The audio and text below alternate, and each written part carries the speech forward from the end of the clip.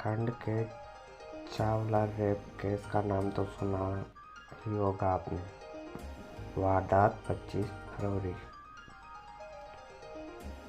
वारदात 2012 की है। चावला रेप केस ने न सिर्फ उत्तराखंड बल्कि पूरे देश को झंझोड़ दिया था, क्योंकि जिस लड़की का रेप हुआ था उसके साथ हैवानियत और दरिंदगी की तमाम हदों को पार कर दिया। क्या नहीं हुआ था उस लड़की के साथ। उसकी आंखों में तेजाब डाला गया, प्राइवेट पार्ट को पहले गर्म लोहे से दागा गया, उसके बाद उससे टूटी फूटी बोतलें डाल दी गई।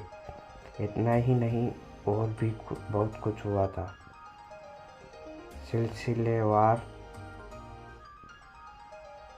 तरीके से वारदात के बारे में बताएंगे। वारदात 9 फरवरी 2012 की है, जब एक 19 साल की लड़की गुड़गांव से काम खत्म करके अपने घर की तरफ जा रही थी। उस बेचारी मासूम को क्या पता था कि वो आज आखिरी बार गुड़गांव से अपने घर की तरफ जा रही है और एक बेहद दर्दनाक मौत उसका बेसब्री से इंतज़ार कर रही है। खैर, कुछ देर बाद वो अनजान लड़की बस से उतरी और तेज कदमों की रफ्तार से अपने घर की तरफ चलने लगती है। इसी बीच एंट्री होती है एक लाल रंग की इंडिका कार की। यही कार थी जिसमें 3 दरिंदों ने लड़की के जिस्म को जानवरों की तरह नोचा था। इंडिका कार में सवार 3 दरिंदों ने उस मासूम बेबस लड़की को कार में उठा लिया और फिर उसको कार में बैठाकर अपनी हवस का शिकार बनाना शुरू कर दिया। उधर परिवार भी परेशान था, क्योंकि रोज तो बेटी उस वक्त तक घर पहुंच जाती थी, लेकिन आज नहीं पहुंची। जब हद से ज़्यादा देर हो गई तो गार्ड की नौकरी करने वाले उसके बाप और परिवार के दूसरे लोग तलाश में निकल गए। काफ़ी देर इधर उधर भटकने के बाद पता लगा कि उस गरीब और मजबूर बाप की बेटी को कुछ लोग कार में अगवा करके ले गए। ऐसी हालत में उस लाचार बाप को कुछ समझ नहीं आ रहा था कि क्या करे।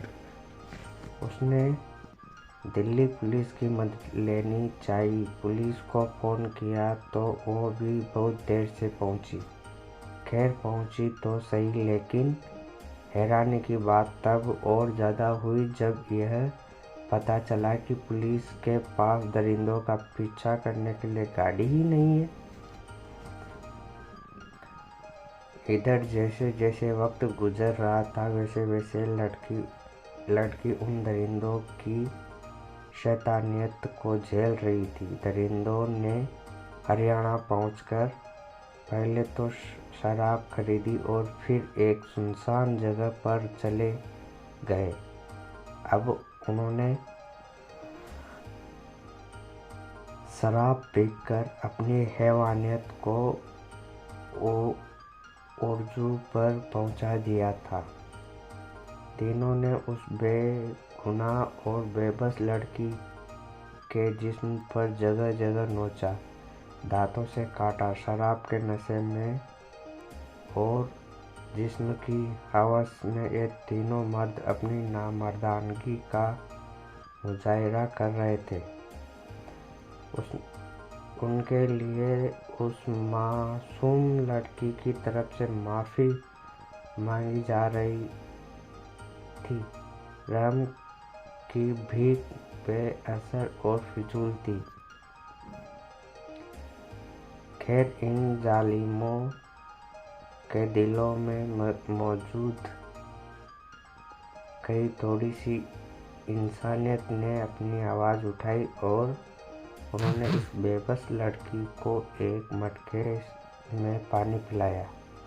इसके बाद इन लोगों ने मन में उस लड़की को जान से मारने का ख्याल आया। उन्होंने अपने इस मकसद को हासिल करने के लिए सबसे पहले वही मटका उठाकर उसके सिर पर मार दिया जिससे थोड़ी देर पहले उन्होंने पानी पिलाया था। लेकिन इन बेशर्म मर्दों के मन में जरा भी रहम नहीं आया। उन्होंने कार से पाना और जेल निकाला। अब उन्होंने इन औजारों से लड़की के सिर पर हमला करना शुरू कर दिया। लड़की पहले ही वार में ज़मीन पर धमार से गिर गई। वो तड़प तड़प कर बेहोश हो गई। इन दरिंदों ने मन में इस वक्त लड़की को मारने का प्लान तो था ही, अब उन्हें ये भी ख्याल आ गया कि इसकी पहचान किस तरह छुपाए। तो उन्होंने जुल्म की इंतहा को और बढ़ा दिया। उन्होंने उसके चेहरे को जलाया, गाड़ी के साइलेंसर से औजारों को गर्म किया और उसके प्राइवेट पार्ट समेत जिस्म पर जगह जगह दागना शुरू कर दिया। बात यही ख़त्म नहीं होती। इन नौजवान मर्दों की नज़र उन बोतलों पर जाती है जिनसे उन्होंने जाम झलकाया था। अब उन्होंने बोतलों को तोड़कर उसके जिस्म को चीरना शुरू कर दिया। वो कुछ इस तरह उसके जिस्म पर बोतलों के नुकीले टुकड़ों को चला रहे थे जैसे रेत पर उंगलियों से कोई नाम लिख रहा हो। यहाँ तक कि लड़की के प्राइवेट पार्ट में भी बोतल का नुकीला टुकड़ा डाल दिया गया। क्या सोच रहे हो कहानी ख़त्म हो गई? नहीं नहीं, अभी तो एक और खौफनाक कदम बाकी है। वो ये था कि अब उन्होंने इस बेबस लड़की की आंखों में तेजाब डाला।